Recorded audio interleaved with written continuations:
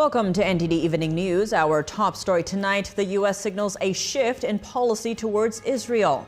President Biden tells Israeli Prime Minister Benjamin Netanyahu that U.S. posture on the war now hinges on Israel's efforts to reduce civilian harm, how a deadly strike on aid workers could change the war's dynamics. Iris Tao reports. Israel Defense Forces interrogate a senior Hamas intelligence officer who was detained at Al-Shifa Hospital. What information did he provide? And Hamas responds to Israel's new ceasefire proposal. Jason Perry reports.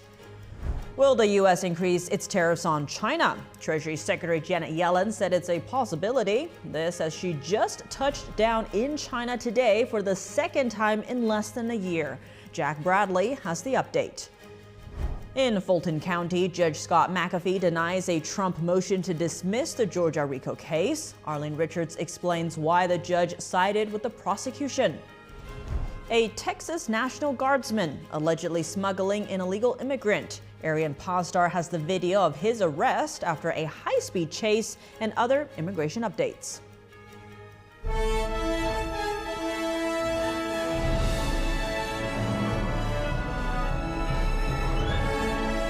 This is NTD Evening News. Live from our NTD Global Headquarters in New York City, here is Tiffany Meyer. Good evening, and thank you for joining us tonight. In their first call since 7 aid workers were killed in Gaza, President Biden tells Israel's Benjamin Netanyahu that he must reduce civilian harm or else the U.S. will change its policy on the war. But the White House insists this doesn't mean U.S. support for Israel is wavering. NTD's Iris Tao has more from the White House. The 30-minute call was the two leaders' first conversation after what Israel called an unintentional airstrike killed 7 aid workers from the World Central Kitchen in Gaza. The White House says President Biden told Netanyahu that the strike was unacceptable, adding that if Israel does not make more changes to reduce civilian casualties, U.S. policy on the war in Gaza will change. Watch. The president made clear that that absent changes in the protection of civilians on the ground, and absent, a calming down, that he will have to reconsider his own policy choices with respect to Gaza. The White House says it's expecting announcements from Israel on these actions in the coming hours or days. And President Biden is also calling for an immediate temporary ceasefire in Gaza. The strong language, meanwhile, comes as President Biden is increasingly facing pressure from some voters who say they don't want to see Biden further support Israel. But the White House insists that today's message about a potential shift in policy does not mean that the U.S. is wavering in its support for Israel. Watch. Both things are true. Our support is ironclad and consistent. It's not going to stop. It's not going to waver. But will there perhaps be some policy changes we might have to make if we don't see policy changes out of Israel? Yes. Still, today's readout of the call marks a significant shift in the Biden administration's at least public message. Before the call, the White House said on Wednesday that the U.S. would not consider changes on its policy on Israel. But now it's hinging on what Israel would do next. Reporting from the White House, Iris Tao, NTD News. Meeting the demands from the U.S. could be difficult, as Israel has repeatedly said that Hamas terrorists hide within the civilian population. And the IDF recently interrogated a senior Hamas intelligence officer who gave some insight into how the group operates. NTD's Jason Perry has the war update.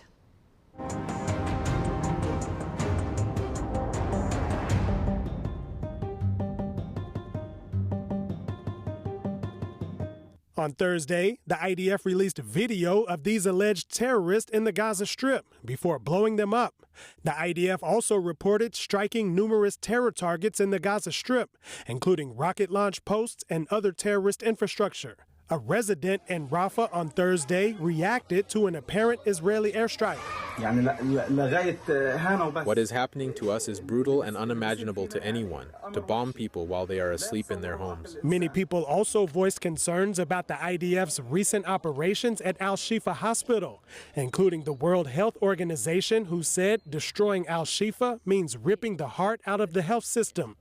On Wednesday, the IDF released video of a senior Hamas intelligence officer who was detained at Al-Shifa Hospital. He was asked which branches of Hamas operated at the hospital. The Central Intelligence Unit, the Targets and Observation Unit, the Central Operational Unit, Military Security Unit, Human Sources Handling Unit, the General Intelligence, the Interior Ministry, and Internal Security. The IDF reported killing 200 terrorists at Al-Shifa Hospital and detaining approximately 500 with suspected terrorist affiliations. Meanwhile, Iran's supreme leader on Wednesday said Israel will be slapped for the recent airstrike on an alleged Iranian embassy in Syria that killed 2 Iranian generals. And on Thursday, Israel's prime minister said this about Iran. For years, Iran has been working against us directly and through its proxies. And therefore, Israel is working against Iran and its proxies, both defensively and offensively. This comes as the Iran-backed terrorist group Hezbollah in Lebanon continues to launch rockets into northern Israel. We saw a lot of damage to the house, and happily we found a woman who was anxious, but thank God she was not hit by the missile, though the missile did hit the inside of the house. Just days after, Israel presented a new ceasefire proposal for Hamas to review. A Hamas official on Thursday said the ceasefire talks are now deadlocked. Jason Perry, NTD News. Treasury Secretary Janet Yellen is in China today. She'll be asking Chinese manufacturers to change their trade model, which threatens economies around the world. NTD's Jack Bradley has the latest. Treasury Secretary Janet Yellen is in Guangzhou today. Guangzhou is China's largest industry hub in the south. Now, she's going to be talking to Chinese economic officials about China's overly excessive exports on Chinese goods related to energy, those including electric vehicles, batteries, solar panels, and other products of that sort. Now, China's able to produce these products excessively because for years the Chinese regime has been subsidizing these products. Combine that with a low demand at home, China's able to produce these products and sell them in the global market at very low prices. That puts it at a huge advantage. Now, Yellen has said that she wouldn't rule out the possibility of increasing tariffs on China. Here she is yesterday in Alaska on a refueling stop on her way to China. We want to continue, and we think we both benefit from trade and investment, but that it needs to be in a level playing field. Over the past few years, the Biden administration has been able to rake in tens of billions of dollars on tariffs on Chinese goods. Now, these tariffs were implemented in 2018 under the Trump administration and left untouched. Now, earlier I spoke with Stephen Mosher, the president of Population Research Institute and the author of The Devil in Communist China. Now, he told me while Yellen is on this trip, she should implement harsher trade tactics on China and force it to change its business practices. Take a look. I think the tariffs should actually be increased to match the level of the subsidies that the Chinese Communist Party is providing industry. They are very dependent on their export base now because the domestic sector of the economy is quite frankly floundering. They need the export sector. Now is the time to put pressure on them. Yellen will hold a series of meetings with top Chinese economic officials over the weekend, and there are signs that China will not respond in kind. According to the state-run media outlet, the Global Times, China said that these overcapacity claims are a smear campaign. We'll keep you updated as these talks unfold. Reporting from Washington, D.C., Jack Bradley, NTD News. Fulton County Judge Scott McAfee today denied former President Trump's motion to dismiss the Rico indictment based on the First Amendment. McAfee said the law's free speech protections don't reach the actions and statements alleged by the prosecution. We turn now to our legal correspondent Arlene Richards for more details. Arlene, Trump's attorney had argued that statements he made in 2020 were political speech. Why did the judge say those statements were not protected? So I think Trump's attorneys mainly relied upon the federal law to make the argument that because Trump was a presidential candidate in 2020, he could say whatever he wanted to about the election.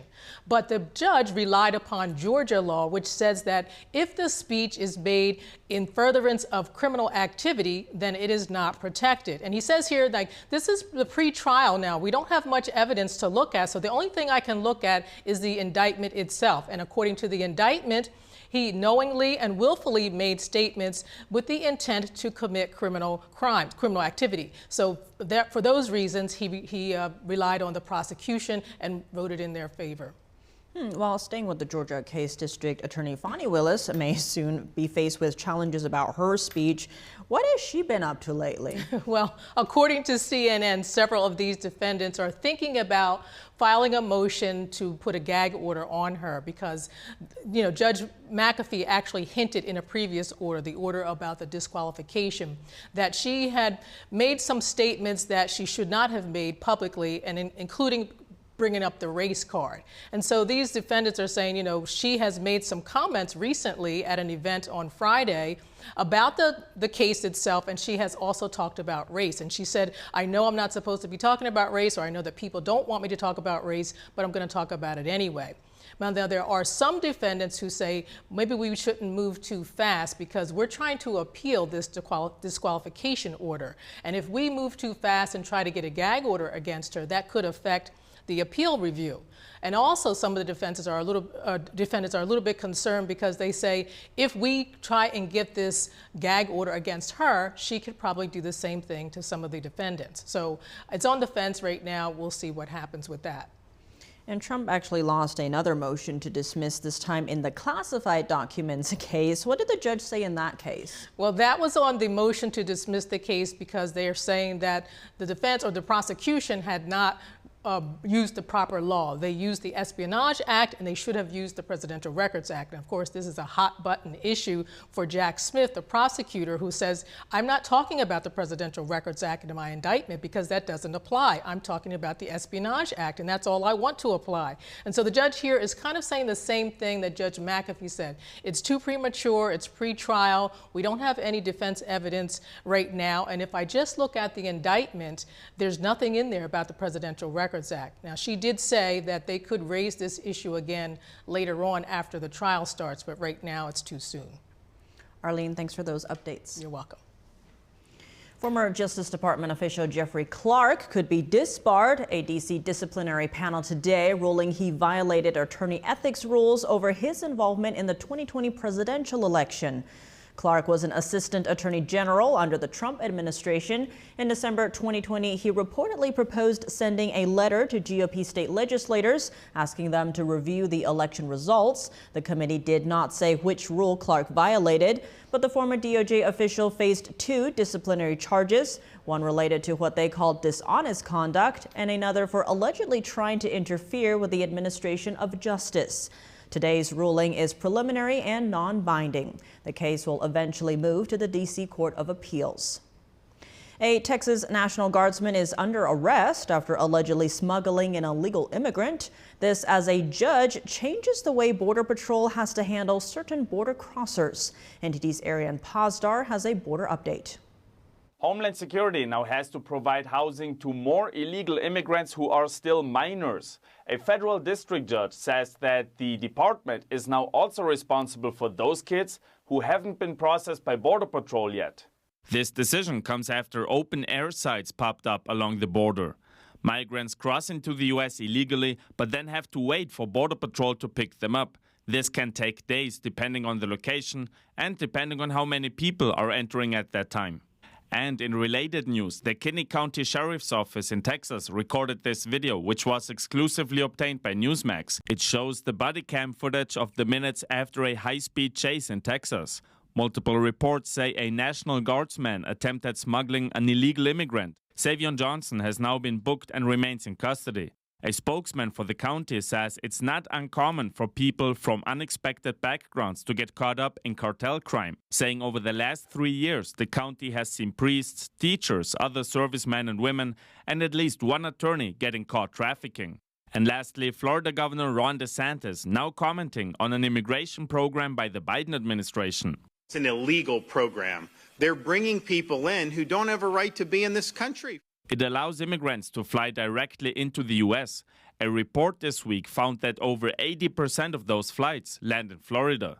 Someone that Biden flew into America, ended up in Massachusetts, now is under charges for sexual assault against a developmentally disabled 14-year-old girl.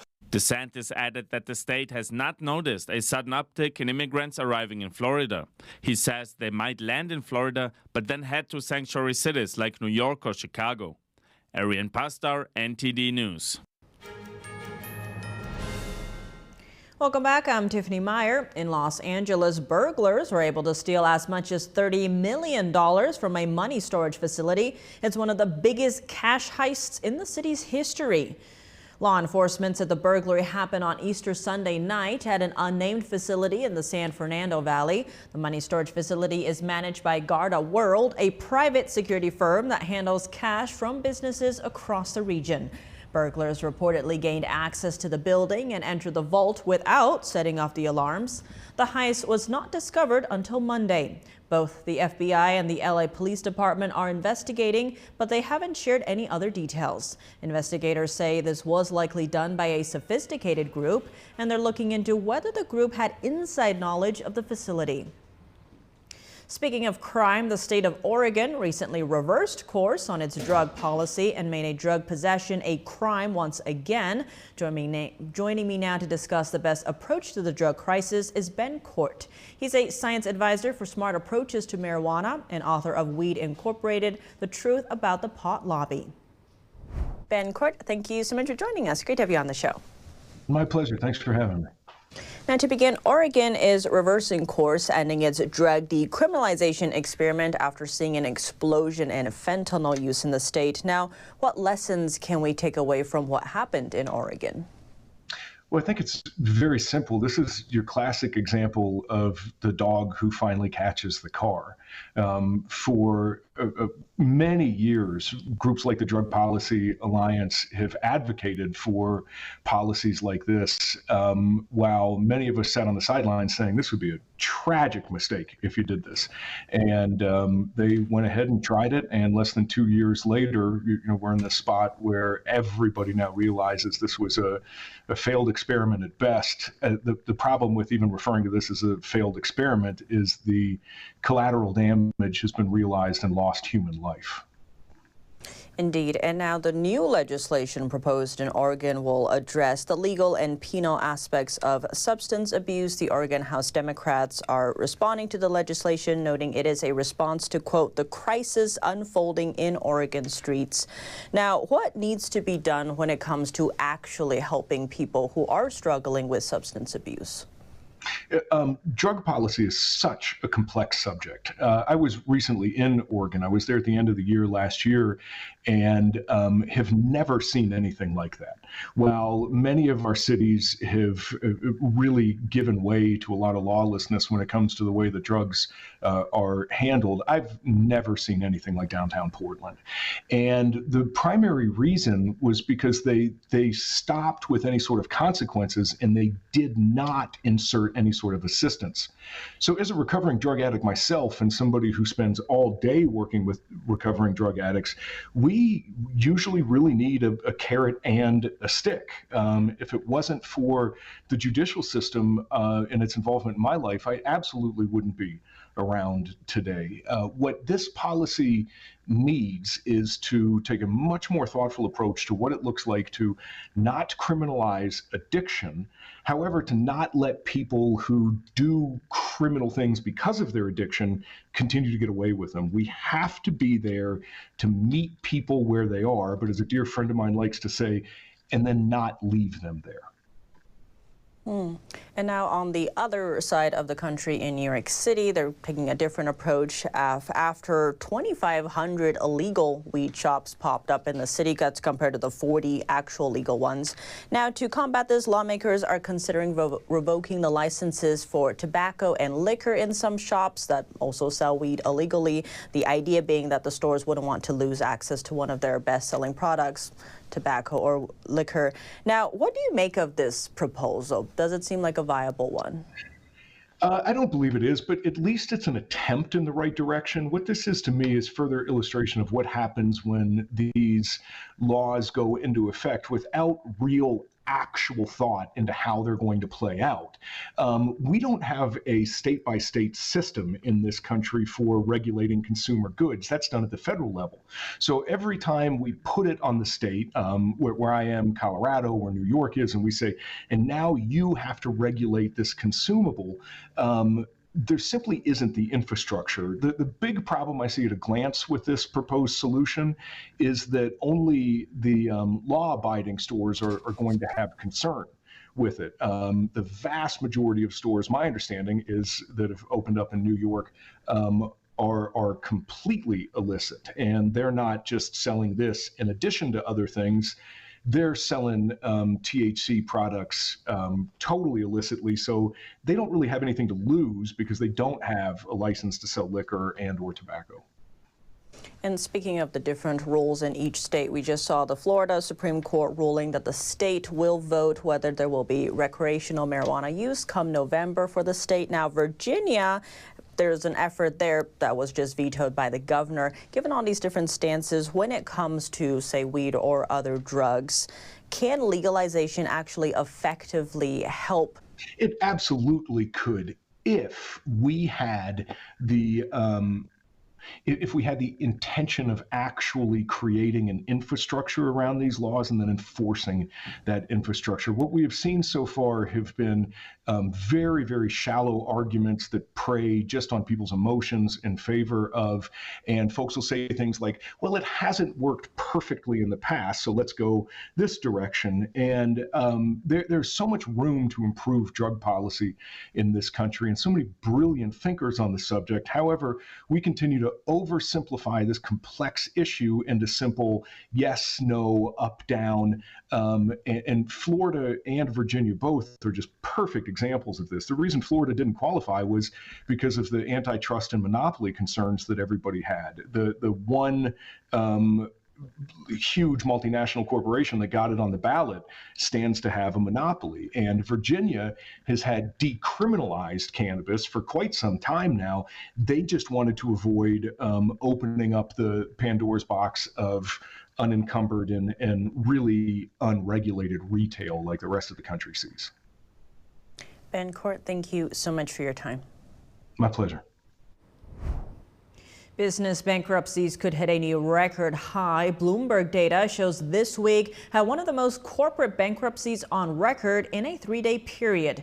If the pace continues into Saturday, it'll break the previous record in 2009 near the Great Recession. Business bankruptcies could hit a new record high. Bloomberg data shows this week had one of the most corporate bankruptcies on record in a 3-day period. If the pace continues into Saturday, it'll break the previous record in 2009, near the Great Recession. Total bankruptcies have been rising for the past 20 months, according to legal firm Epoch. Bankruptcies are an economic indicator. They may signal challenges in the overall economy. The fundamentals of the U.S. economy remain strong. The employment market remains strong. We're adjusting to things that need to settle. Scott Stewart is the CEO of Turnaround Management Association and has been working with corporate restructuring for over 30 years. He says the economy is returning to normal, exiting a long period of low interest rates. This and other factors are contributing to the bankruptcies. Businesses now have to be introspective about the issues that they have, the cost of money, how inflation is affecting them. That's one factor. Another factor is economies are changing as a result of a push toward zero carbon emissions and how AI is affecting it at a very, very fast pace. Stewart believes the economy is fundamentally in a good place despite the bankruptcies. Legal firm Epoch says commercial insolvencies jumped 43% in the first quarter. It believes the rates will continue rising for the rest of 2024.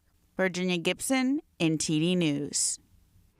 Alaska Airlines is getting a $160 million payout from Boeing, and that's just initial compensation. This money offsets their first quarter earning impacts due to the 737 MAX 9 jet's grounding.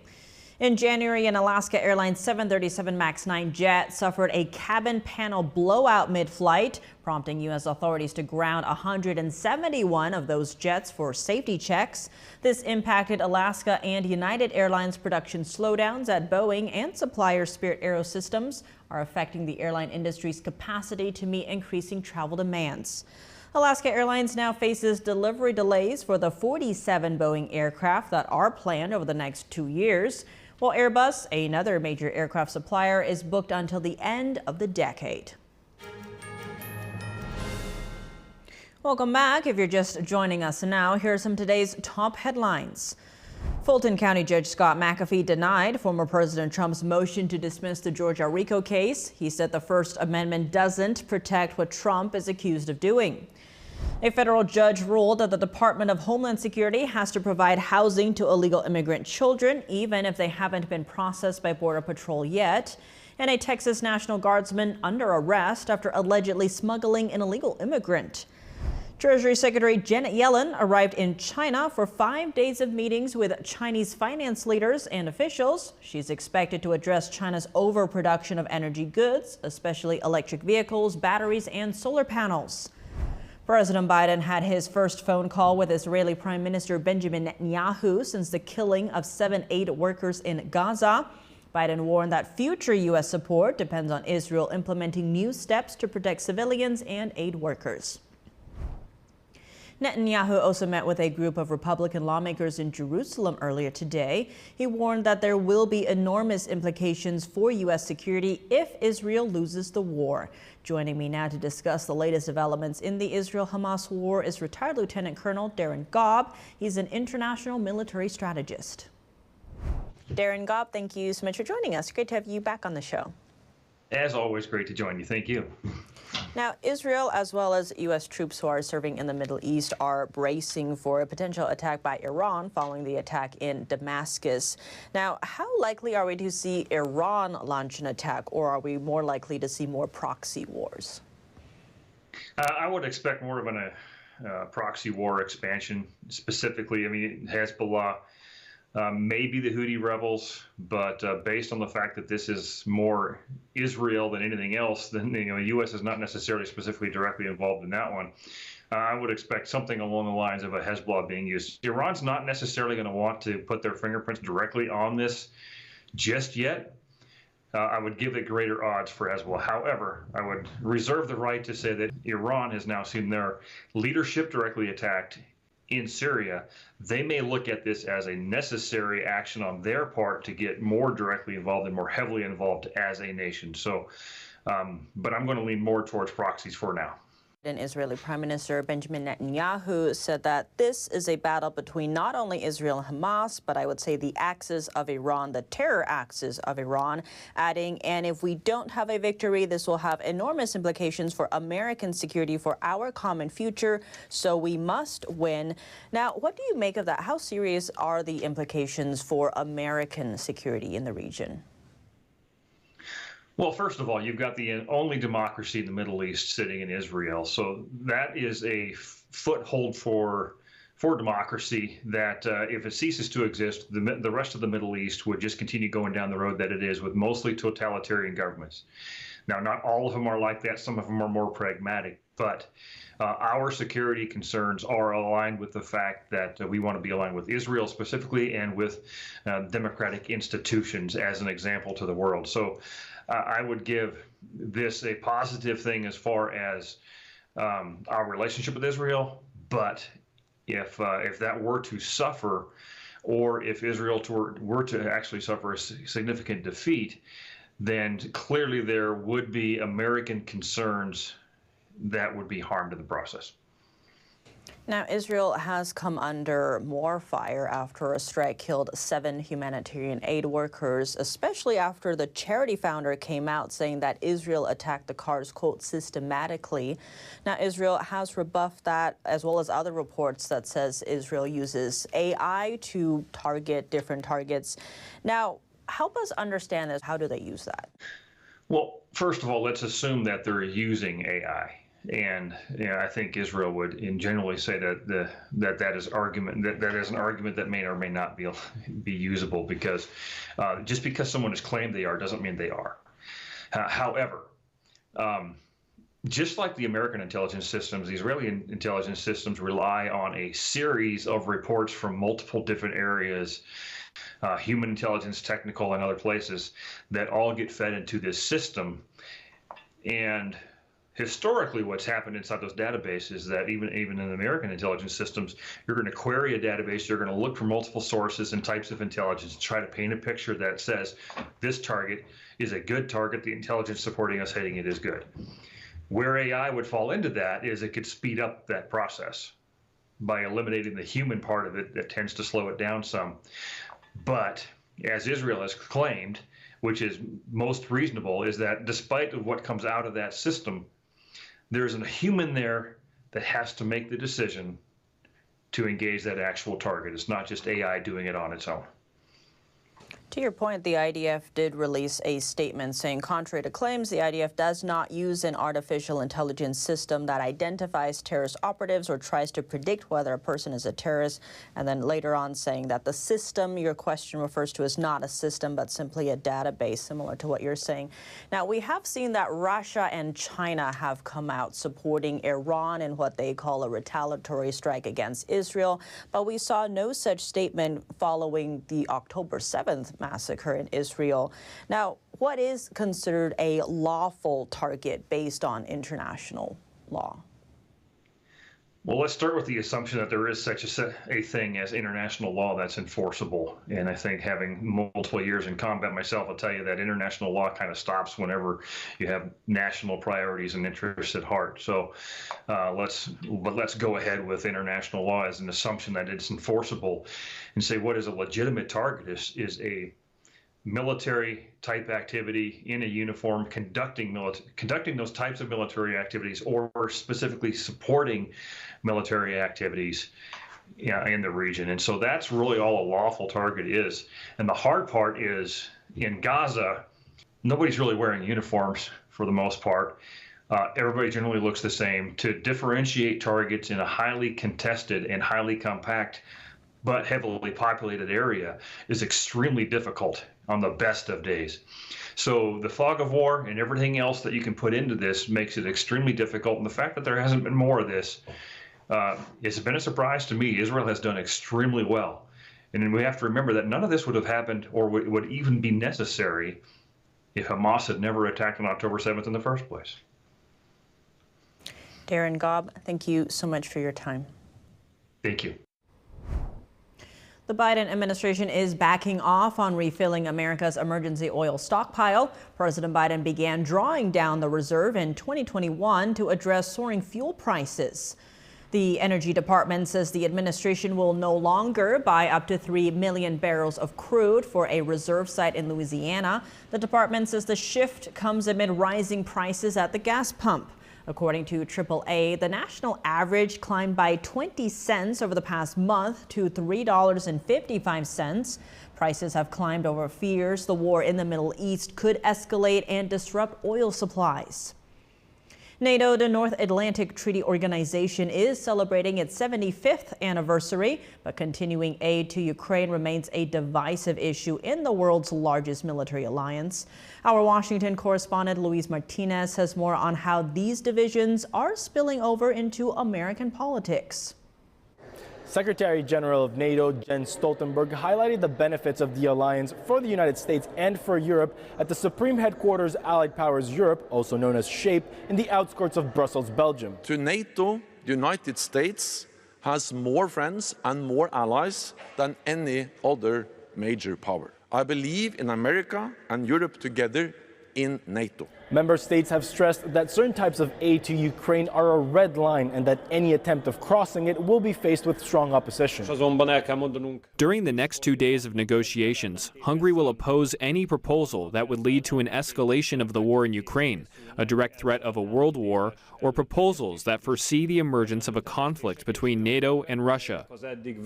In the United States, funding for Ukraine could cost the Speaker of the House his gavel, as Representative Marjorie Taylor Greene has renewed her threats to activate her motion to vacate the speakership if Speaker Johnson moves forward with aid for Ukraine. I'm going to tell you right now, funding Ukraine is probably one of the most egregious things that he can do. Even the Ukrainian-born U.S. Congresswoman Victoria Spartz, the Republican from Indiana, is opposed to Ukraine aid if it does not include a clear end goal for the conflict. I spoke to Dr. Evan Ellis, a research professor at the U.S. Army War College, who had very clear national security priorities. The number one U.S.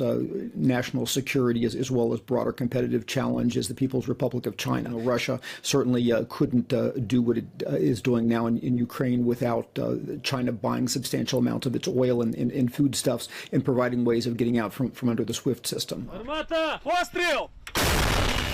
Dr. Ellis believes that Ukraine aid is a competing concern, but not the priority.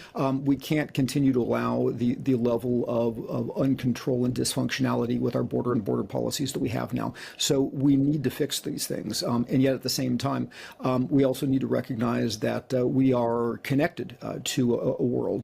According to the latest poll by the Associated Press and the National Opinion Research Center, only 23% of U.S. adults want to see the country more involved in global affairs. Reporting from Washington, D.C., Luis Eduardo Martinez, NTD News. Rescue operations continue in Taiwan after the island was struck by a 7.4 magnitude earthquake. As of now, the death toll has risen to 10 and more than 1,000 people are injured.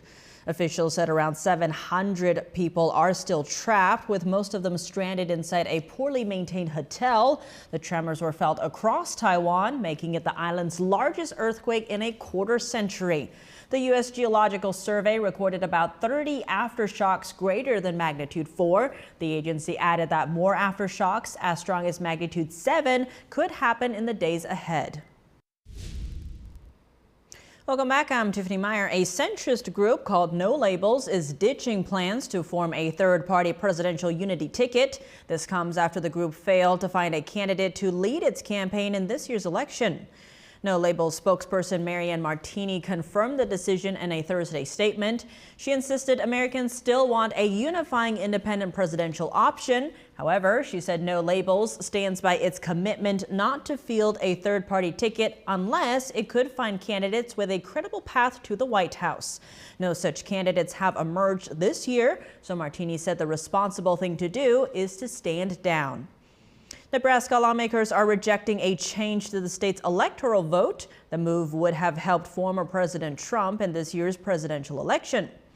That's because Nebraska doesn't have a winner-takes-all electoral system. So even if Republicans win the state, Democrats have generally been taking home one of the state's electoral college votes. Trump and Nebraska's governor have advocated to change the system, but the measure failed to pass a procedural vote in Nebraska's legislature last night. Although it failed by a significant margin, the senator who introduced it has indicated he'll try one more time before April 8th. Epic Studios film The Firing Squad, which is based on a true story, recently premiered at a special red carpet screening in New York. The movie follows the lives of 8 prisoners in Indonesia who were put to death by firing squad in 2015. NTD's Dave Martin has more on the film, including reactions from those in the audience. The Firing Squad is inspired by the true story of drug traffickers who find God within the walls of a prison. The story of Christians being executed by a firing squad gained global attention at the time. Firing Squad features some household names like Academy Award winner Cuba Gooding Jr., Kevin Sorbo, and Academy Award nominee Eric Roberts. Lead actor James Barrington plays a wealthy drug runner who goes through a transformation while awaiting his fate. The actor says it's easy in the modern world to be flooded with glitz, glamour, and temptations. At the end of the day, we're all going to one place, and having a faith in God, that's really what matters. Timothy Che says Firing Squad is the 16th film he's directed. He says the film will make you cry and think. He believes it will purify society. A guy came into one of our previous movies and said, I was on the verge of suicide, but I saw your movie, and I accepted Jesus, and now I'm a new man. The message he hopes people will get from the film is that no one is beyond redemption. I'm the chiefest of sinners, and no one sinned more than me, but God forgave me, and He gave me a new life. Actor Jonathan Nagy appreciates the film's message that people can overcome evil and once again find their way. There's light where there's darkness, no matter what your circumstances are. And I think that a lot of people are feeling the film. Those who saw the film came away impressed. It exceeded my expectations. Like I said, I was not expecting to cry. It was really heartfelt. It was really a real tearful, heartwarming movie. The film's subject strongly affected Cuba Gooding Jr., who recommitted his life to God on the set. Firing Squad is Epoch Studios' first faith-based film. It'll be released nationwide in theaters in August. This is Dave Martin for NTD News. And now for your sports news, we're joined by NTD's Dave Martin. Dave, the women's college basketball tickets for this weekend's Final Four are selling for an average price of twice the men's tickets. What can we attribute to this? Well, probably the biggest reason is Iowa star Caitlin Clark. I mean, this has been an ongoing storyline this year. The audience she brings, really. She's the player of the year, probably already the biggest draw in women's basketball history, maybe in women's sports history. I mean, I've never seen someone who brings so many viewers and such excitement to the game. And there was a report in February that showed that schools that hosted Iowa and Caitlin Clark saw an increased attendance of 150% this season. In fact, some schools like Northwestern, they had their first sellout in school history when she came and visited. Meanwhile, the average price of Iowa's tickets since Clark joined the team 4 years ago has risen more than 200%. And tickets for our final regular season home game were being listed for more than $5,000. I mean, that's unheard of. Now, like you said, according to Logitix, the average price for the women's Final Four is $2,300 compared to the men's, which is just over $1,000. And what about the arenas they play in? Normally the men play in a larger dome to accommodate all the fans. Does that play a part in this? Yeah, I think it certainly does. You know, the men will play in the 63,000 seat arena, the State Farm Stadium in Glendale, Arizona. The women will play in a 19,000 seat Rocket Mortgage Fieldhouse in Cleveland, Ohio. That's where the Cavs play. So it's more than 3 times the size. Certainly supply and demand are part of it. But also for the men, you had at least 2 surprise participants in Alabama and NC State in the Final Four. This is Alabama's first time there ever. NC State's hasn't been there in more than 40 years. So they don't have the national audience that UConn has, or one of those powerhouse programs like Kansas or Duke or North Carolina. At least Purdue boasts All-American Zach Edey at center. But meanwhile, on the women's side, you have undefeated South Carolina, which is 36-0. They've been #1 pretty much the whole season. They actually outdrew Iowa this year, but that's partly because their stadium has more seats. Plus, you have perennial power UConn, and actually NC State is there on the women's side as well, their program on the rise. So the women's is a lot more of a star-studded Final Four than you could say for the men's. Well, looking now at the NFL, ESPN is reporting the Houston Texans will let newly acquired receiver Stephon Diggs become a free agent after this season. Now, given that his contract is for 4 more years, why will they do that? Yeah, I was stunned at this myself. I mean, I'm guessing this was a condition of the trade. You know, the Bills only got a 2nd-round pick in return from him, which we thought was very little. Maybe this is why. And they actually had to give up a 5th and a 6th round just to close a deal. They only get him for a year. Maybe this is the reason he was traded in the first place. I don't know. We can only speculate on that. I think he'll be very motivated next season. I mean, he's already one of the best in the game. He's made 4 straight Pro Bowls. He's one of 4 players in NFL history to have 4 straight 100-catch seasons. And he's set to be a free agent. And players always have a great year in a contract year. It's still a major loss for Buffalo, who's going to replace both of their starting receivers from last season. Well, now right here in New York City, we have some interesting developing news as the city wants organizers of the New York City Marathon to pay a $750,000 for the use of the Verrazano Bridge for their annual race.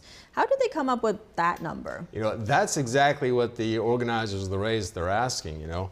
The city said that's the estimated amount of toll revenue lost for closing it down for a day in November. Now, it's $7 across the bridge. I guess they're expecting more than 100,000 to cross it. However, when organizers asked them for the data, they have not given them any. The organizers actually said their 2019 race generated more than $400 million in revenue for New York City. Meanwhile, Governor Kathy Hochul's office said last year's event drew, quote, record subway ridership too. Now, this race has used the Verrazano Bridge in the races since 1976. The bridge connects Brooklyn with Staten Island.